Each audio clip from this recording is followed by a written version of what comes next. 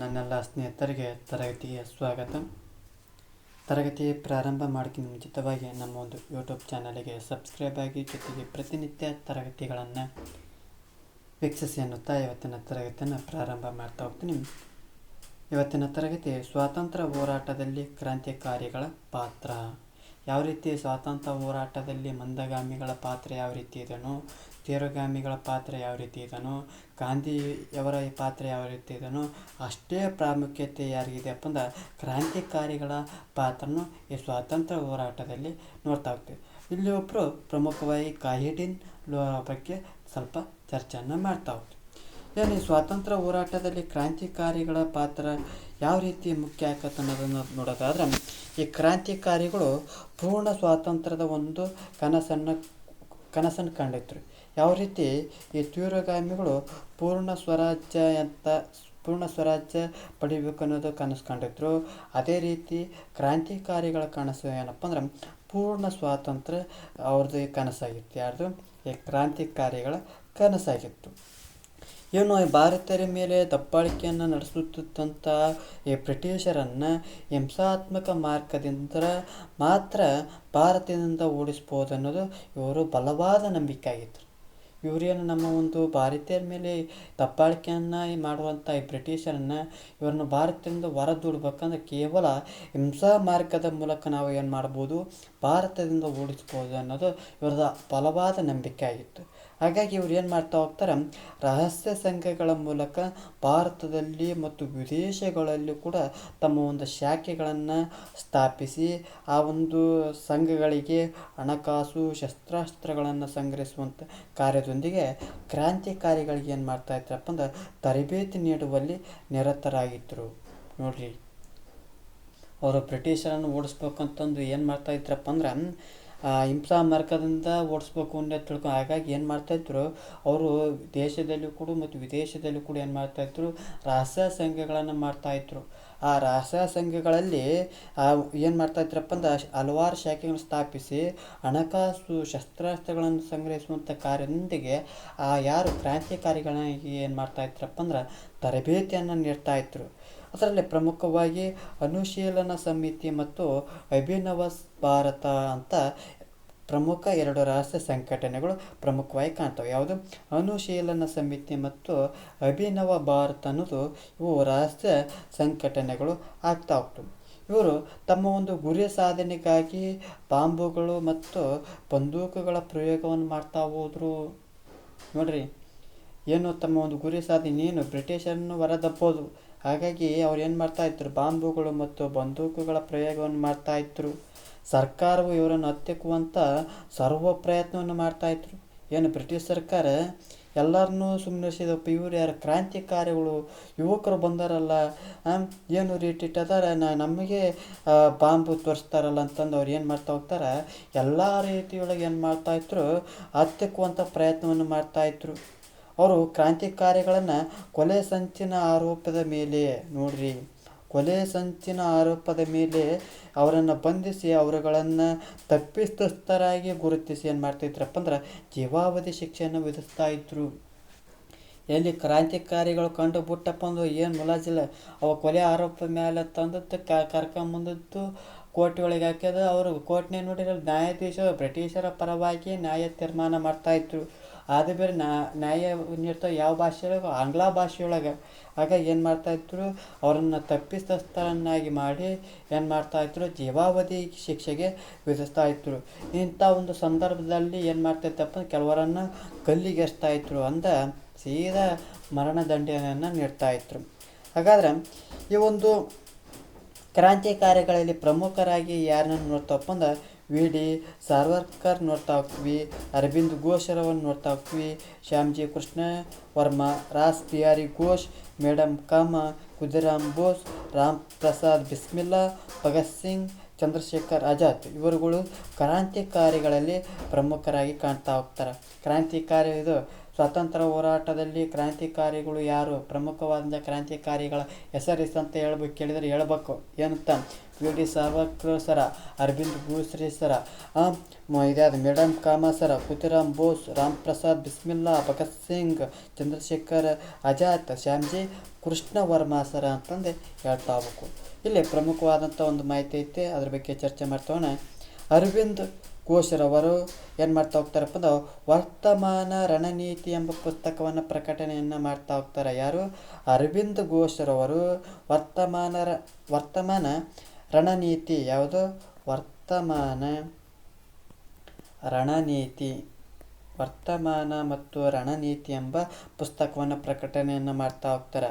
ಈ ಒಂದು ಪುಸ್ತಕದೊಳಗೆ ಸೇನಾ ತರಬೇತಿ ಮತ್ತು ಯುದ್ಧ ಕೌಶಲ್ಯವನ್ನು ಪ್ರಸ್ತಾಪವನ್ನು ಮಾಡ್ತಾ ಹೋಗ್ತಾರೆ. ನೋಡ್ರಿ, ಈ ಒಂದು ವರ್ತಮಾನ ರಣನೀತಿಯು ಅರವಿಂದ್ ಘೋಷ್ ಅವರು ಬರಿತಾ ಹೋಗ್ತಾರೆ. ಈ ಒಂದು ಕೃತಿಯೊಳಗೆ, ಈ ಒಂದು ಪುಸ್ತಕದೊಳಗೆ ಸೇನಾ ತರಬೇತಿ ಮತ್ತು ಯುದ್ಧ ಕೌಶಲ್ಯಗಳನ್ನು ಪ್ರಸ್ತಾಪ ಮಾಡ್ತಾ ಹೋಗ್ತಾರೆ. ಜೊತೆಗೆ ಬಾರಿಂದರ್ ಕುಮಾರ್ ಘೋಷ್ರವರು ಯುಗಾಂತರ ಎಂಬ ನಿಯತಕಾಲಿಕೆಯನ್ನು ಬರಿತಾ ಹೋಗ್ತಾರೆ. ಯಾವುದು? ಯುಗಾಂತರ ಅನ್ನೋದು ಏನಿದೆ ನಿಯತಕಾಲಿಕೆ. ಯಾರು ಬರಿತಾ ಹೋಗ್ತಾರೆ? ಬಾರಿಂದರ್ ಕುಮಾರ್ ಘೋಷ್ರವರು ಏನು ಬರಿತಾ ಹೋಗ್ತಾರೆ? ಯುಗಾಂತರ ಎಂಬ ನಿಯತಕಾಲಿಕೆಯನ್ನು ಬರಿತಾ ಹೋಗ್ತಾರೆ. ಹಾಗಾದ್ರೆ ಪ್ರಮುಖವಾಗಿ ಕ್ರಾಂತಿಕಾರಿಗಳು ಯಾರಪ್ಪ ಅಂದ್ರೆ ಇಲ್ಲಿ ಚಿತ್ರಗಳೈತಿ, ನೋಡ್ತಾ ಹೋಗೋದು.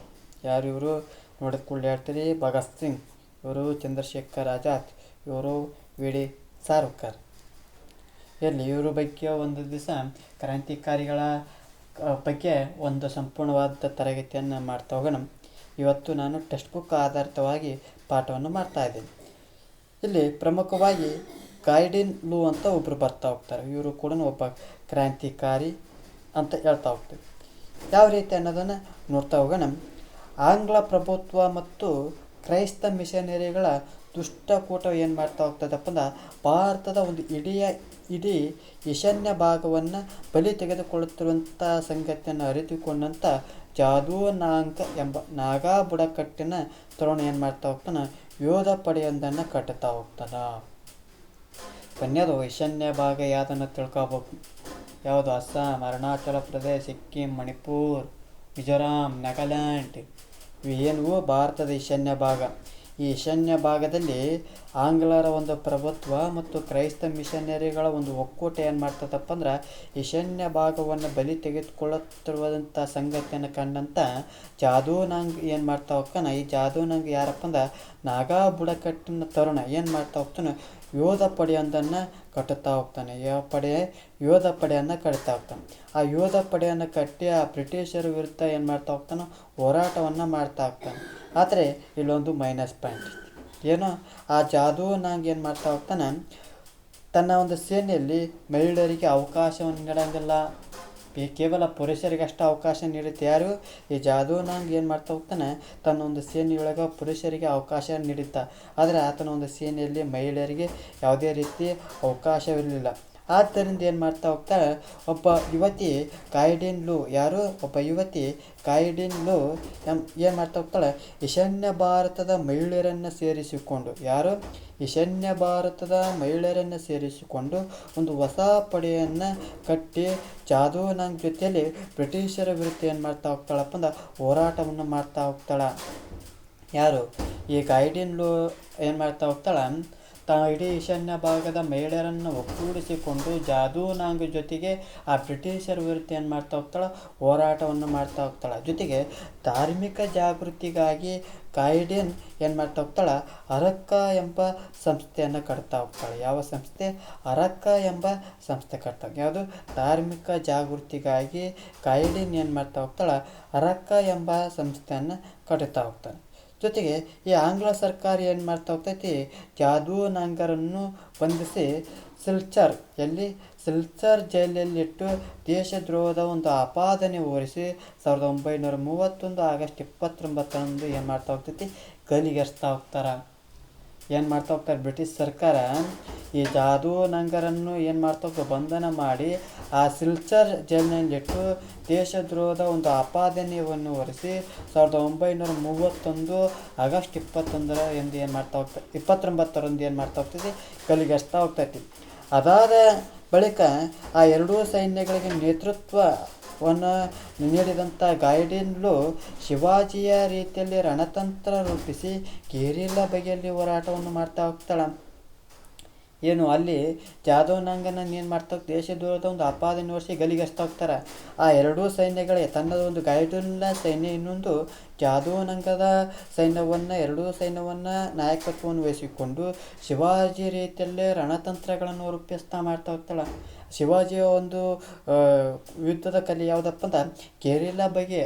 ಆ ಗೆರಿಲ್ಲಾ ಯುದ್ಧದ ರೀತಿಯಲ್ಲಿ ಈ ಗೈಡಿನ್ಲು ಏನು ಮಾಡ್ತಾ ಹೋಗ್ತಾಳೆ, ಹೋರಾಟವನ್ನು ಮಾಡ್ತಾ ಹೋಗ್ತಾಳೆ. ಆಕೆಯ ಈ ಹೋರಾಟದಿಂದ 8 ತಿಂಗಳಲ್ಲಿ ಆಂಗ್ಲರು ಏನು ಮಾಡ್ತಾ ಹೋಗ್ತಾರೆ, ತತ್ತರಿಸಿ ಹೋಗ್ತಾರೆ. ಇಷ್ಟು ಕೇವಲ 8 ತಿಂಗಳೊಳಗೆ ಆಂಗ್ಲರು ತತ್ತರಿಸಿ ಹೋಗ್ತಾರೆ. ಈಕೆಯ ಒಂದು ಹೋರಾಟಕ್ಕೆ ಹಳ್ಳಿಗಳು ಏನು ಮಾಡ್ತಾ ಹೋದವು, ಸಾಥ್ ನೀಡ್ತಾ ಹೋಗ್ತಾವೆ. ಈ ಹಳ್ಳಿಗಳು ಏನು ಮಾಡ್ತಾ ಹೋದಪ್ಪ ಅಂದ್ರೆ ಸಾಥ್ ನೀಡ್ತಾ ಹೋದವು. ಜೊತೆಗೆ ಸಾವಿರಾರು ಸ್ತ್ರೀ ಪುರುಷರು ಆಕೆಯ ಒಂದು ಸೈನ್ಯವನ್ನು ಸೇರಿಕೊಳ್ತಾ ಹೋದವು. ಹಳ್ಳಿಗಳ ಸಾಥ್ ನೀಡ್ತಾ ಹೋದವು. ಜೊತೆಗೆ ಸಾವಿರಾರು ಸ್ತ್ರೀ ಪುರುಷರು ಆಕೆಯ ಸೈನ್ಯವನ್ನು ಸೇರಿಕೊಳ್ತಾ ಹೋಗ್ತಾರೆ. ಕೆಲವರು ಆಕೆಗೆ ಆಂಗ್ಲ ಸೈನ್ಯದ ಕುರಿತು ಮಾಹಿತಿಯನ್ನು ನೀಡ್ತಾ ಹೋಗ್ತಾರೆ. ಒಬ್ಬರು ಬೆಳವಣಿಗೆ ಆಗ್ಬೇಕಾದ್ರೆ ಒಬ್ಬರು ಕಾಲು ಜಗ್ಗರಿದ್ದ ಇರ್ತಾರೆ. ಅಂದರೆ ಈ ಒಂದು ಗೈಡಿನ್ಲು ಏನು ಮಾಡ್ತಾ ಹೋಗ್ತಾಳೆ, ದಿನೇ ಒಂದು ತನ್ನ ಒಂದು ಶ್ರೇಯಸ್ಸನ್ನು ಹೆಚ್ಚಿಸ್ತಾ, ಜೊತೆಗೆ ತನ್ನ ಒಂದು ಸ್ವಾತಂತ್ರ್ಯ ಹೋರಾಟವನ್ನು ಮಾಡ್ತಾ ಇದ್ದಾಳೆ. ಆದರೆ ಆಕೆಯ ಒಂದು ಮಾಹಿತಿಯನ್ನು ಆಂಗ್ಲ ಸೈನಿಕರಿಗೆ ಮಾಹಿತಿಯನ್ನು ನೀಡ್ತಾ ಹೋಗ್ತಾಳೆ. ಆಕೆಯ ವಿರುದ್ಧ ಕಮಾಂಡೋ ಕಾರ್ಯಾಚರಣೆಗೆ ಇಳಿದಂಥ ಮ್ಯಾಕ್ ಡೊನಾಲ್ಟೋ, ಯಾರು ಈ ಗೈಡಿನ್ಲು ವಿರುದ್ಧ ಕಮಾಂಡೋ ಕಾರ್ಯಾಚರಣೆಗೆ ಇಳಿದಂಥ ಮ್ಯಾಕ್ ಡೊನಾಲ್ಟನು ಡಾಕ್ಟರ್ ಅರುಲಾ ಎಂಬಾತನ ಸಹಕಾರದಿಂದ, ನೋಡ್ರಿ ಡಾಕ್ಟರ್ ಅಕ್ಷರಸ್ಥರು ಕೂಡ ಮ್ಯಾಕ್ ಡೊನಾಲ್ಟನು ಡಾಕ್ಟರ್ ಅರಾಲೋ ಎಂಬಾತನ ಸಹಕಾರದಿಂದ ಆಕೆಯನ್ನು ಬಂಧನ ಮಾಡ್ತಾ ಹೋಗ್ತಾನೆ.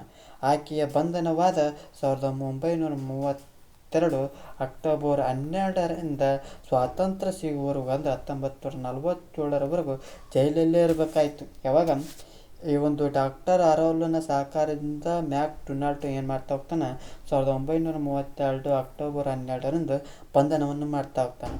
ಈ ಒಂದು ಜೈಲಿನಲ್ಲಿ ಹಾಕಿದಂಥ ಸಂದರ್ಭದಲ್ಲಿ ಸೀದಾ ಸ್ವಾತಂತ್ರ್ಯ ಸಿಗುವವರೆಗೂ ಆಕೆಯಲ್ಲಿ ಇದ್ಲಪ್ಪ ಅಂದ್ರೆ ಜೈಲಿನೊಳಗೆ ಇರ್ತಾ ಹೋಗ್ತಾಳೆ. ಜೊತೆಗೆ ಆಕೆಯ ಸುಳಿವು ನೀಡಿದ ಅರಾಲನಿಗೆ ಆಂಗ್ಲ ಸರ್ಕಾರವು ಏನು ಮಾಡ್ತಾ ಹೋಗ್ತೈತಿ, ಕೈಜರ್ ಇ ಹಿಂದ್ ಬಿರುದನ್ನು ನೀಡ್ತಾ ಹೋಗ್ತೈತಿ. ನೋಡ್ರಿ ಎಂಥರಿಗೆ, ಈ ಅರಾಲಿಗೆ ಕೈಜರ್ ಇ ಹಿಂದ್ ಎಂಬ ಬಿರುದನ್ನು ನೀಡ್ತಾ ಹೋಗ್ತಾರೆ. ಯಾರು, ಬ್ರಿಟಿಷ್ ಸರ್ಕಾರದವರು.